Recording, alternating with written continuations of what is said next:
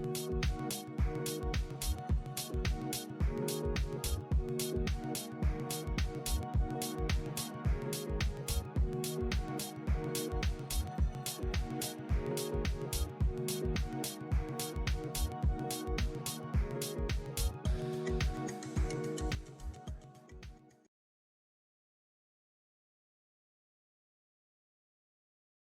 just have to flood a country's public square with enough raw sewage. And if anybody is lying here, Senator, it is you.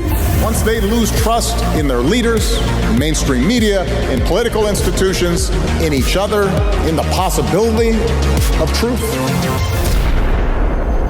the game's won.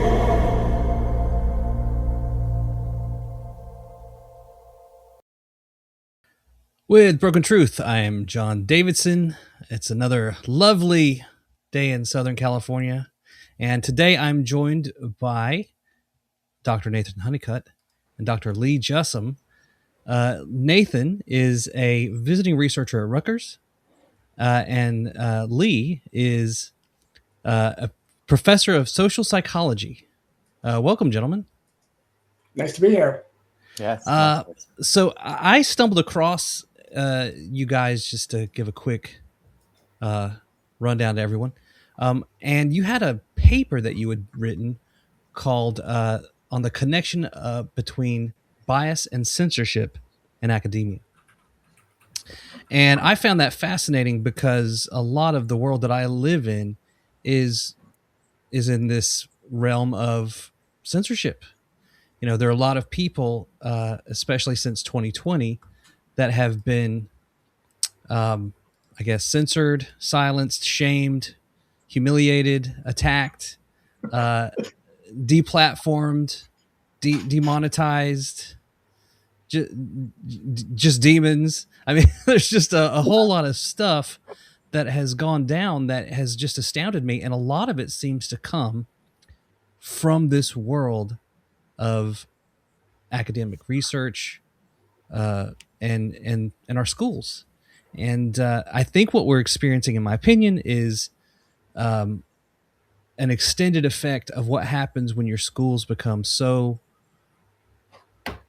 propagandized and woke that every single, platform of education, it trickles out into the real world. And now we're living in the consequences of that. Welcome. So can you guys, I guess we should maybe talk about this paper a little bit and what your motivations behind it were. And I think it's a platform for a book, correct?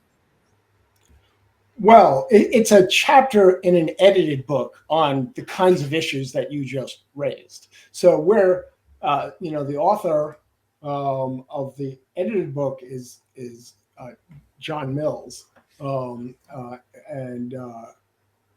I forget the title of the book. I could probably track it down, but it really is on, and I think the title has this. It's on woke excesses within academia, and there's a variety of entries. And I don't know offhand the nature of the other entries in the book, but it's sort of like an anthology of short stories. If it was fiction, it's different stories, different papers addressing different issues, as was on the connection between bias, mostly political, but not exclusively political bias in academic, mostly publishing, not exclusively publishing, but mostly academic publishing, and censorship.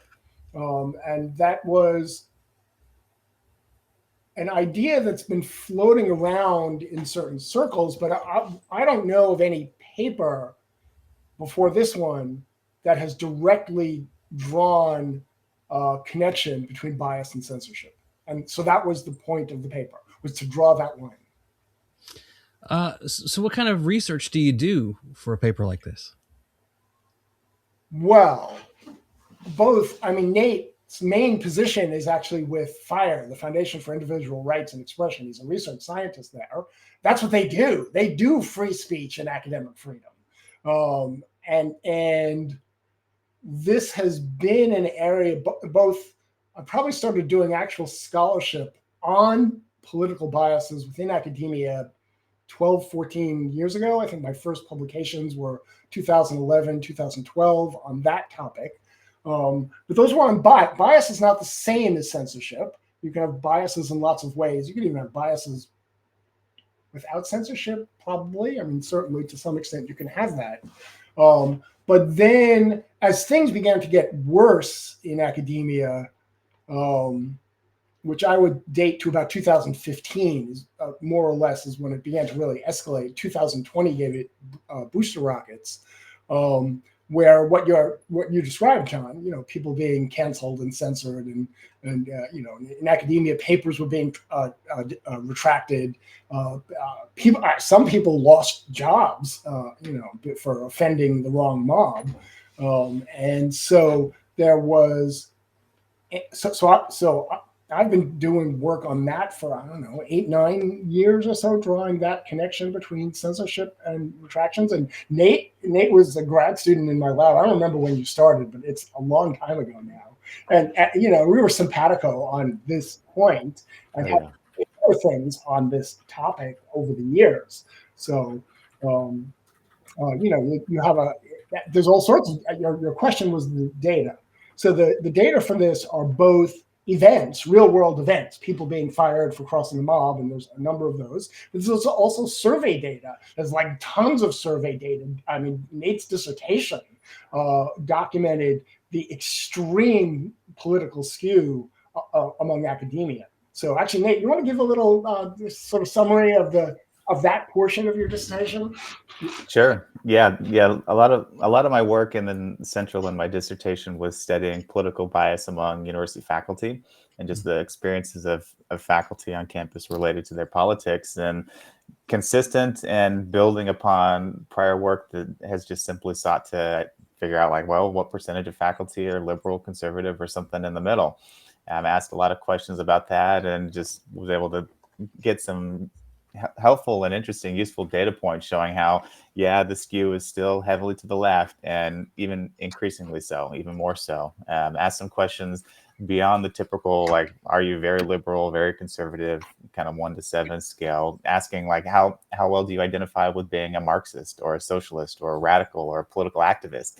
And upwards of 40% of the faculty identified with these groups. So it's not just that the academy's skews left, it has for a very long time, but it's massively and kind of really towards the fringes. And then I also surveyed, as a part of the dissertation, grad students, and the skews we saw among faculty were there and larger with grad students.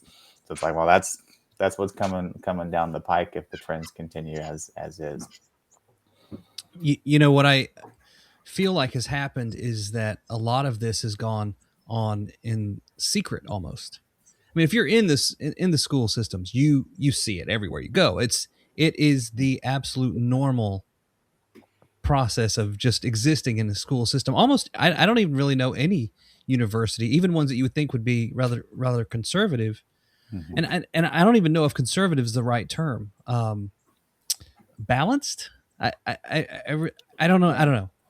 But, I think just on that real quick, when it comes to the breakdown of faculty, there really aren't schools that are conservative. You would maybe have a Hillsdale and some religious colleges, but for the most part, just as other surveys of faculty and students that we've done, even very few schools are even balanced or close to balance. Yeah. And that's I guess that's a byproduct of, what do you think that comes from? Oh, that's a very, very tough question, actually. No one knows. No one really knows. I could speculate the concept of, being open to new ideas, which is, I would say, is part of the college experience. But so there's some truth to that. And there are small left-right differences in openness to new ideas. Mm-hmm. But those differences can't possibly explain. The skew, especially at the elite schools, just the basic left-right school, is on the order of 80 to 90% on the left. Then a smattering of centrists and smaller smattering of people, and not even conservative, just right of center at all. Right. And that number is usually in the single digits, often at the most elite schools in the especially in the social science and humanities departments, which deal with, except for climate change, which is politicized, the humanities and social sciences often deal with fundamentally political and politicized topics. And the skew there is often infinity, in the sense that, if you do a ratio, right, you can't do a ratio if the number of people right of center is 0. So, and there's just a number of places where the anthropology or sociology or philosophy is all people on the left, especially, Harvard and Yale and Stanford and places like that. So it's all or almost all on the left. But then what Nate's dissertation found, that 40% figure, was jaw dropping. It was just, and this is self-identified. This is not us, imputing. This is what they said about themselves. And, just for your listeners, America has extremes. There are people on the extreme right and left, but they're ballpark high single digits, 6%, 8%, and maybe 10% on some topics, not 40%. The 40% of people on the far left in academia is just an insane number. It's just an insane number. And so, and then you have, you put that in context where 80 to 90% are on the left somewhere. You have a lot of people who are basically cowed into silence, or who tacitly agree with the goals of the activists. So now your original question is, why is it that way? Why? So there's probably some level, there's some good reasons to believe there's some old-fashioned political discrimination going on. There's high levels of endorsement of political discrimination in surveys. But that's different than, do they actually discriminate when the rubber hits the road, when they're faced with hiring a candidate? And I think, I don't know what you think about this. I think the main problem, Nate, is self-selection. That the biggest thing driving the skew is that people on the left select into academia at staggering rates, which creates an issue of how to create a pipeline of people not on the left. And people are working on it. The people within academia are working on that. I'm working with some of them now, but that's a hard nut to crack. Yeah, I'd say the different perspectives I've heard is people on the right say, like, the reason there's no conservatives, it's entirely because of discrimination. And people who are far on the left say, no, the reason there's no conservatives is because they're dumb and not interested in higher ed. And then the self-selection stuff is in the middle. And I think the dumb and unintelligent stuff, that's just, no one would make a similar argument about the underrepresentation of any other group in higher ed. That it would be extremely offensive to make that argument. I think I lean towards self-selection, but with political discrimination playing some role. And kind of the dream study that I'd love to do someday would be a pipeline study, like recruiting kids coming into college or maybe in high school before they even apply to college, massive sample, and track them for like 15 years to see like what are their interests and where do they go, and like what is driving the movement of conservatives to not go into higher ed, and for liberals to tend to go that direction. And I mean, there is a chicken and the egg problem also, because once academia became heavily left skewed, probably that it's been left skewed for a very long time, predates the 60s, but it began to accelerate in the 60s. Then it becomes, reasonably widely known that academia is like not particularly friendly to people on the right.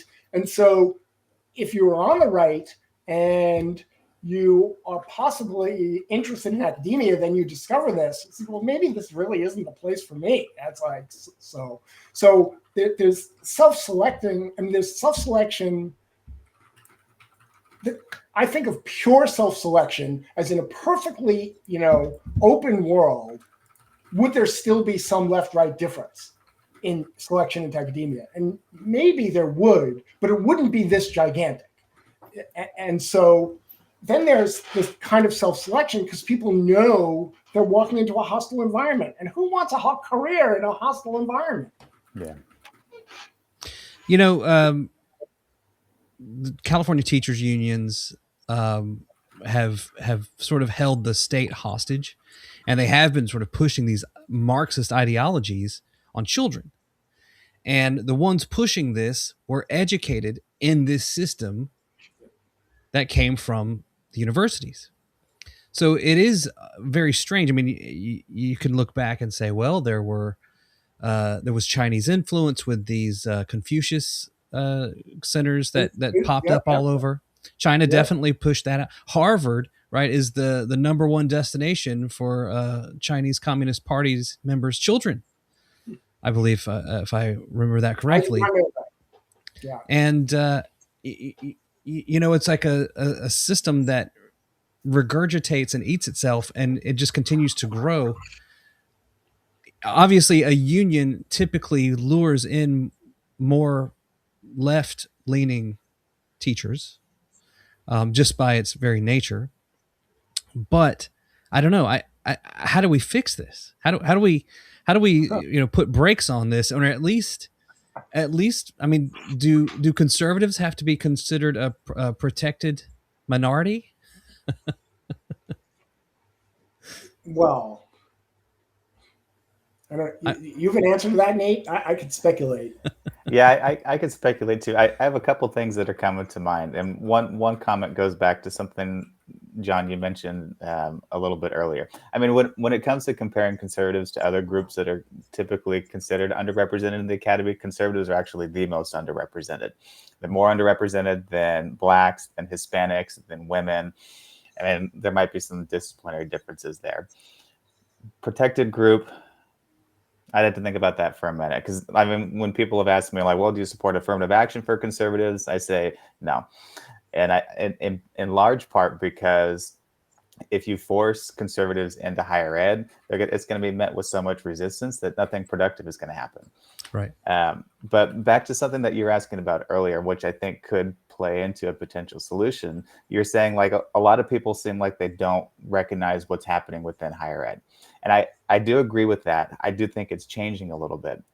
What I've been doing over the last year and a half, almost 2 years, is I've been asking in nationally representative samples of Americans, how much confidence do you have in higher education?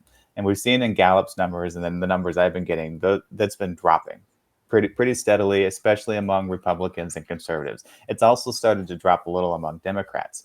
But what I did in some later surveys is I added a couple other questions asking the Americans in the sample to, okay, estimate what percentage of faculty do you think are liberal, conservative, or something else? And Americans wildly underestimate how many, like, what the ratio is. They do lean towards thinking, like, yes, most faculty are probably Democrats and Republicans not as many, but they still think about 30% of faculty are conservative. Even Republicans think that nearly 1 in 4 faculty are conservative. And it's like, no, it's 1 in 10.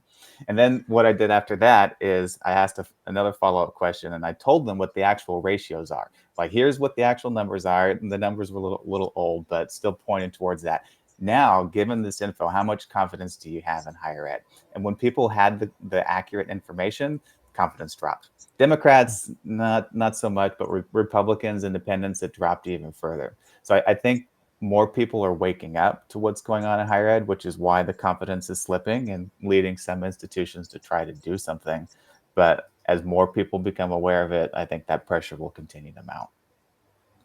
We're entering an era of violence,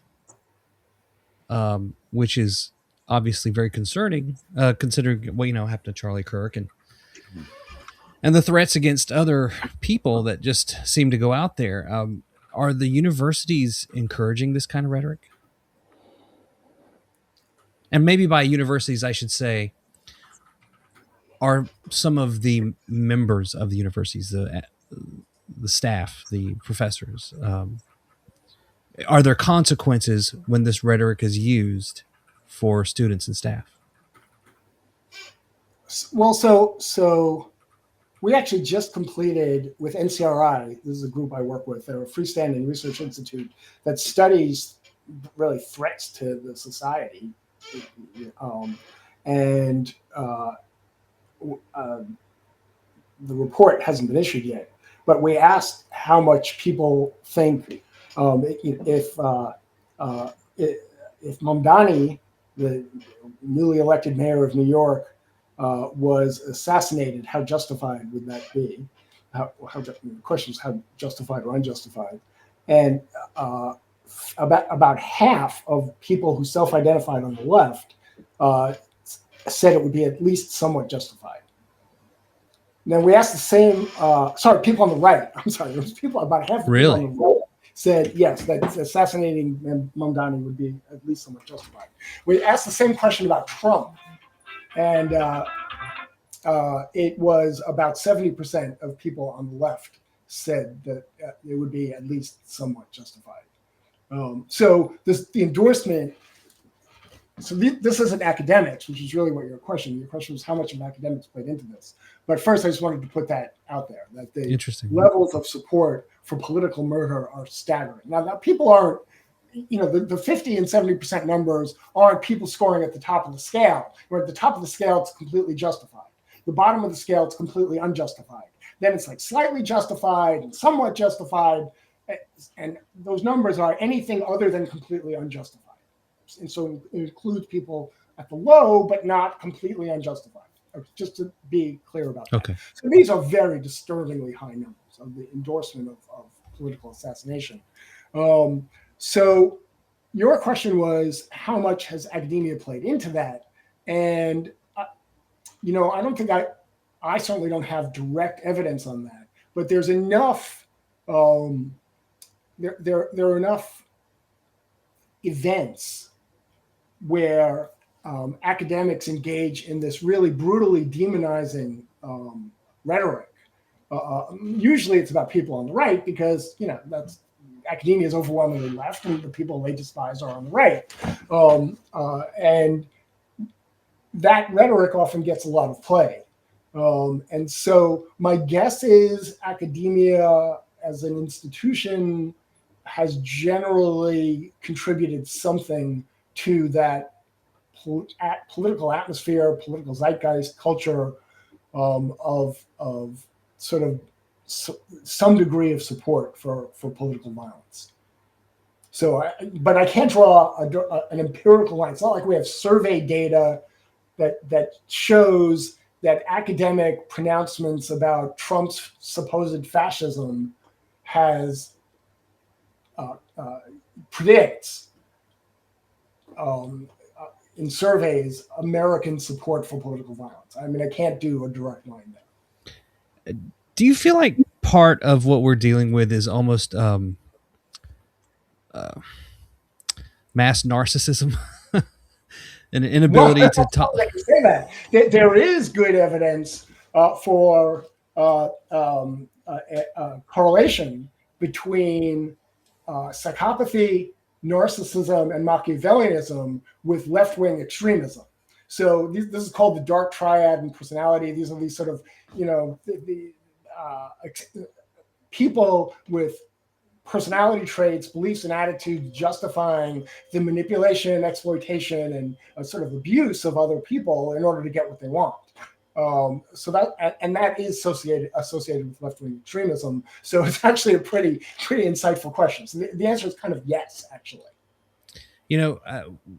One of the things that I touch on in my documentary, Epidemic of Fraud, was that for the last 20 to 30 years, children and all citizens really have been bombarded with opiates, amphetamines, and SSRIs, and we're now, with amphetamines, it can decrease empathy. Correct? Is that you guys? You're now outside my area of expertise, okay. So I can't really address any of that. So you're chemically changing the brains of people nationwide, and I wonder if probably or possibly that's this experience that we're having is a fallout from that. More information is coming out at HHS about studies that were kind of overlooked, things that were pushed aside. So I find this very interesting. The concept of liberalism, Marxism, leftism, whatever, is based on, everyone shares the wealth and whatnot, right? To whom who is the most need or whatever. However, when you pull back the mask a little bit, you see money often is a motivator financial support from China comes into play at Harvard. Maybe I wonder if the liberalism comes from the fact that liberals tend to fund academics more than conservatives. When there are cuts at the university, at Rutgers, for example, who does it come from? The leftists or the conservatives? Well, the last part of that is complicated. I mean, cuts to the university is the university budgets. Often it's Democratic administrations, kind of putting the lid on for budgetary reasons and all this sort of. So that I think that part is a little more complicated. But Nate and I have a paper that came out, I think it was last year, finding that foreign funding of American universities is associated with, predicts corrosion of norms around speech and academic freedom. So, Nate's at FIRE.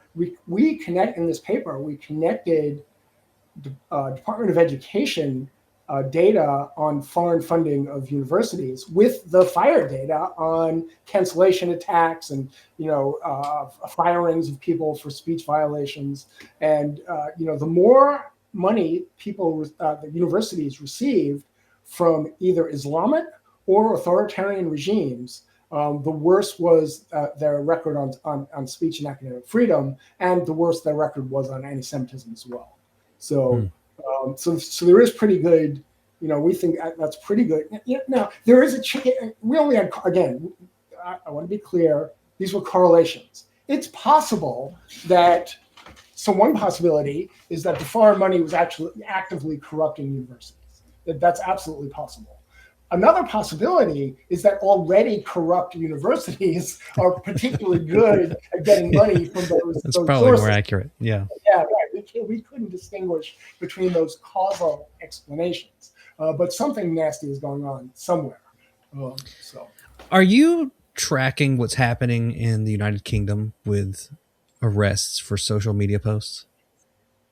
Wait. So, Nate, do you want to tell the story about the guy in Texas that for Facebook posts? I know you're asking about the UK, but what's relevant is that this was a very UK. Greg Lukianoff had a whole essay on that guy who posted on. Oh yeah. Yeah.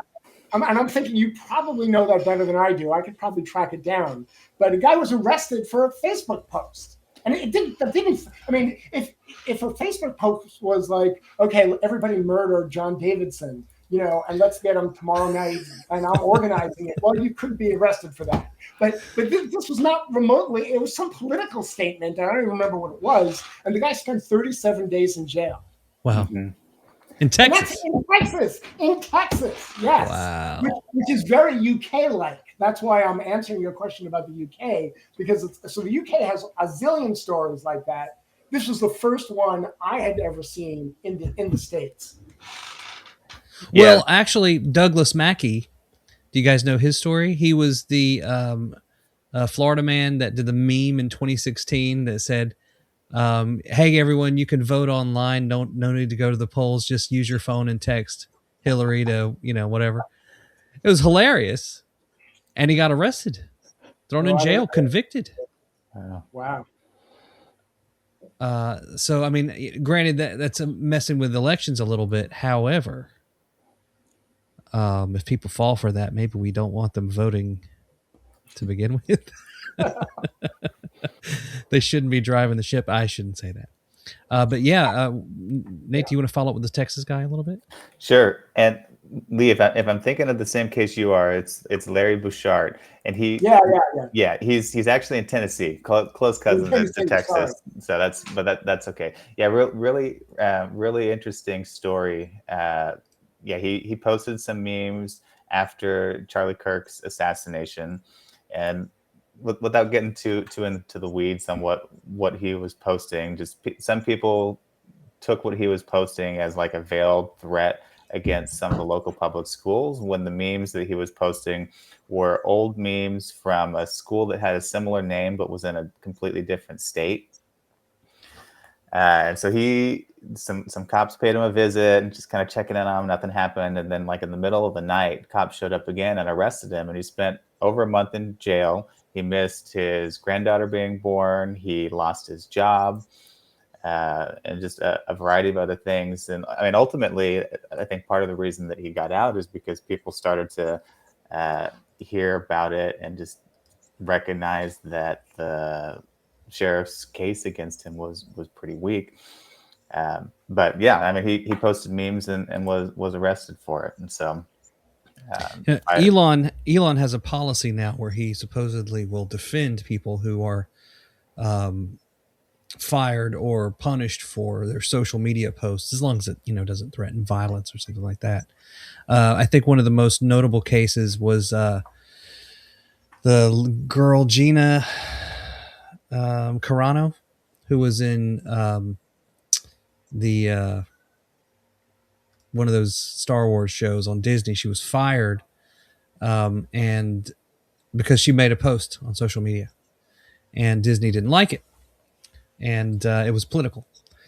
So when the other cast members from the same show are political online, there was no ramification. But because she was conservative, Disney had to get rid of her. I used to work with Disney. I can tell you there's bias there.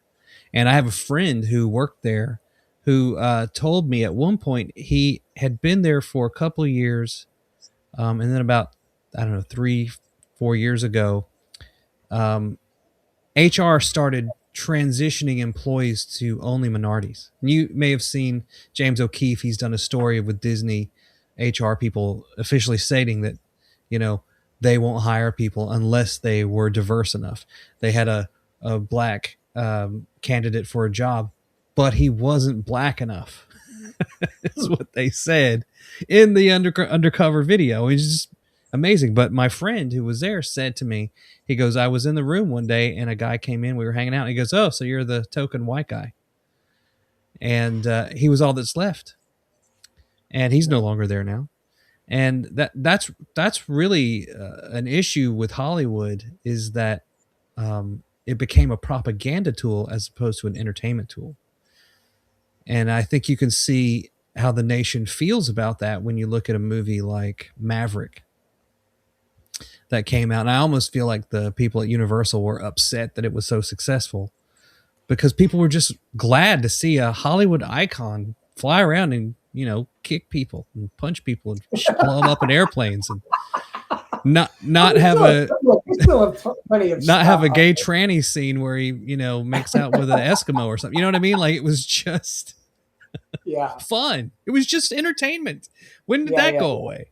Well, look, Tom Cruise still makes those movies. He does. And they're really good. The Mission Impossible movies are great. The follow up to what was the flyer movie? Oh, you would know it if I remembered the name, but I don't. You mean Top Gun? Top Gun, Top Gun 2. That was Maverick. It was way better than the original. Yeah, that was Maverick. Yeah, it was a great movie. Yeah. And that's so I mean, there's clearly desire for it. Hollywood is dead because of it. They're struggling, but they're just not creating the content that people want to watch.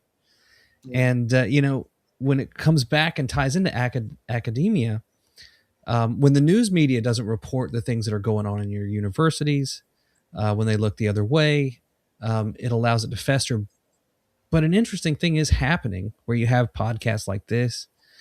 You've got a lot of independent media out there now, and some of it struggles for accuracy. And, there's a lot of infighting in that world. Everybody's desperate for donations and things like that, because another form of censorship is the denial of advertising revenue.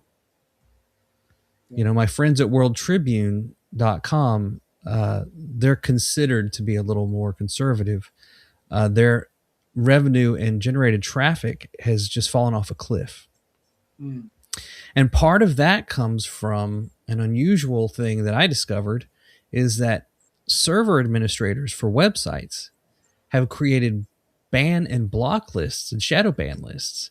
Mm. And they share these lists so that if they don't like a conservative website, they'll call it misinformation or pseudoscience or whatever, put it on one of these lists, and your views just vanish.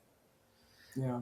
And this is a side effect, I think, of academia breeding this into other areas like computer technology, computer science majors. They now are becoming more conservative, and you would think that would be sort of a non-political area, but because the entirety of academia is almost all left, it's now brainwashing these guys. And now they're going out into their server farms and they're saying, oh, well, I'm going to do the right thing. I'm going to ban these people because it's good for the country. And they get their little dopamine hit from whatever they think they just did. And you're just all a bunch of junkies.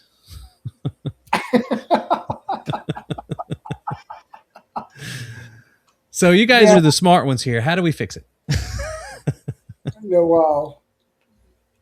So Nate's organization sponsored first a podcast that eventually became a book by a guy named Jacob Mishingawa, I'm not quite sure how to pronounce his name, called The History of Free Speech from Socrates to Social Media.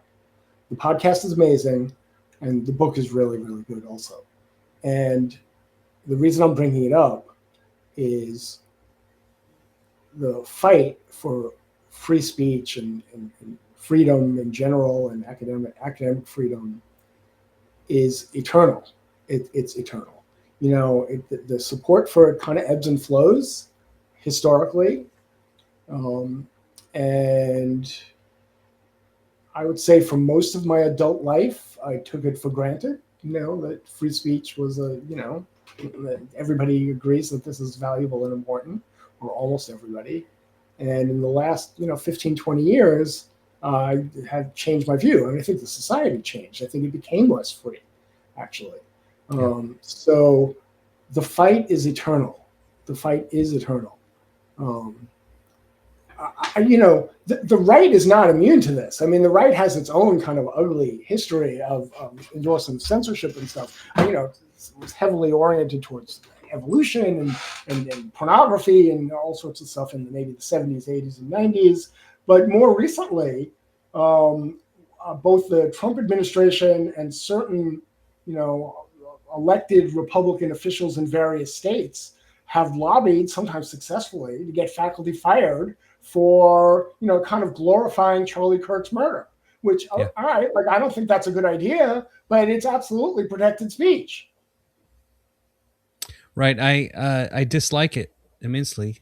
And I don't necessarily think shame for encouraging violence is necessarily a bad thing, but but firing people goes, kind of crosses the line for me.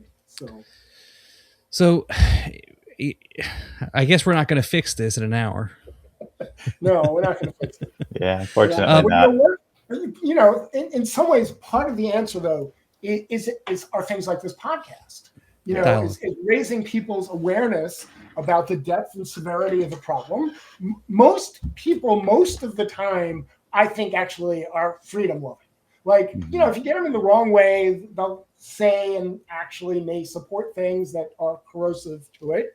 But I think I have a reasonable faith that most people, really around the world, but especially in the United States, when push comes to shove, will support things that protect people's freedoms.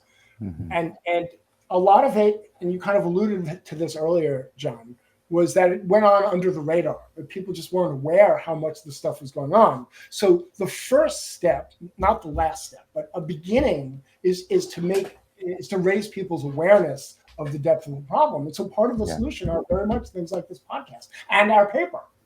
Yeah. That inspired you to invite us. Yeah. It was so rare to see any sort of self, analysis from academics on themselves, honest academics, that's why I think I described you guys as unicorns in our first email. It's I think that dialogue definitely helps, but the problem too is that as I've discovered, a lot of what we were told about our history turns out to have been a lie. So our society is having to adapt to a tremendous amount of uncomfortable information Yeah. that is changing our perspective of our country.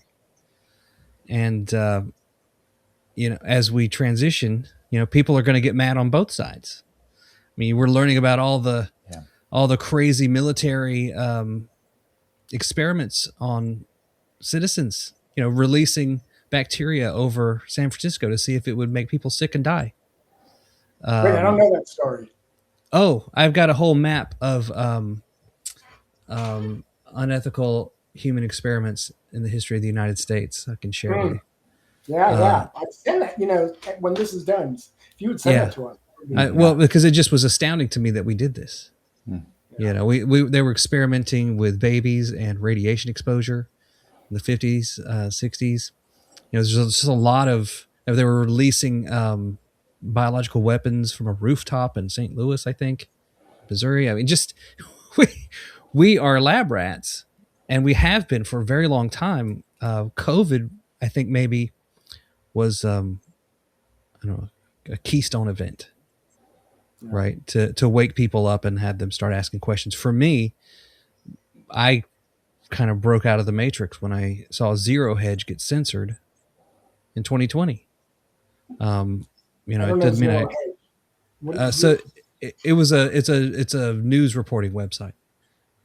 Sort of I don't know, maybe conservative, I don't know what you call it, but more of a financial website. And they were reporting on things out of China that were happening, and Twitter completely blocked their account. Yeah. And I understand they might not have liked their opinions, but that to me was a huge red flag that something strange was going on. Oh, well, the social media response, the sort of censorious social media response at the height of COVID is now well documented. I mean, that's, I don't know this particular story, but there was basically collusion between the Biden administration and the big social media companies to suppress certain kinds of claims and beliefs about COVID, some of which have either been vindicated or have gone from, no, that's absurd and it's just pure racist slop, to, well, like maybe that's actually the case, such as the origin in the Wuhan lab, which, there's some people who believe that very strongly. There is a fair amount of evidence to support that, but there are other people who have similarly credible evidence saying, well, the evidence doesn't really support it. And that's from my outlook. I'm not a medical guy. I can't really easily evaluate the nature of that evidence, but the idea that any of it should ever have been suppressed is just really, it's offensive, not just like morally offensive. It's offensive to, how I believe America should be operating, which is you let these ideas out there and you debate them. Yeah. Well, it's like I said, I mean, it's difficult for people to handle this information. Yeah. There is a point where if you tell someone too much information, they break down. When your entire social perception of the world is revealed to be a horrible lie, and that people like Fauci, who you loved and left a space for at the dinner table at the holidays, when he turns out, oh wait, he was lying to us. He was going to the CIA. He was covering up the gain of function research they were doing. What? I mean, these are all things that we know. There's a lot worse stuff out there. I do FOIA requests all the time, and I keep catching the Department of Defense hiding information that is frankly frightening about a lot of this stuff. So I don't need to get into all that, but we're on one hand, we're trying to keep the nation together, but on the other hand, the truth is coming out, and we're going to need people like the two of you to continue to do your analysis in as unbiased a way as possible, because the truth tellers are going to be the ones that they're going to go to for information to help navigate Yeah, well, especially in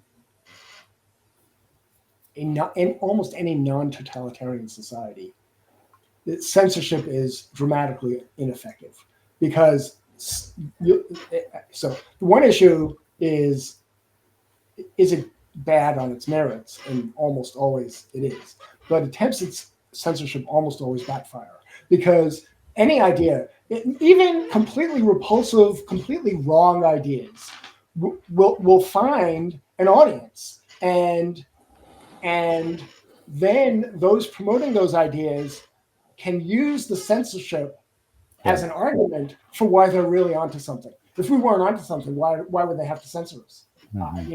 And so it's in addition to it being morally and politically offensive, it's not just ineffective, it's counterproductive. Right. Yeah. Absolutely. Well, gentlemen, we're almost up for an hour, but is there anything else you'd like to add? How can we help you? How can we follow you? What do you need? Well, I'm on Twitter, and I also have a very active Substack. The Substack is called Unsafe Science because I deal with this kind of stuff all the time. Yeah, I will say for even the stuff that I'm doing, like Lee's Substack and Twitter, like he and I collaborate on so much that, especially within this domain, that if we're working on something, it's going to show up there. Excellent. Well, I'll make sure that's in the article that goes with our Broken Truth TV podcast. And if there's nothing else, gentlemen, thank you for taking your time on a Friday afternoon to meet with me. I'm letting you out just in time to make it to happy hour. So,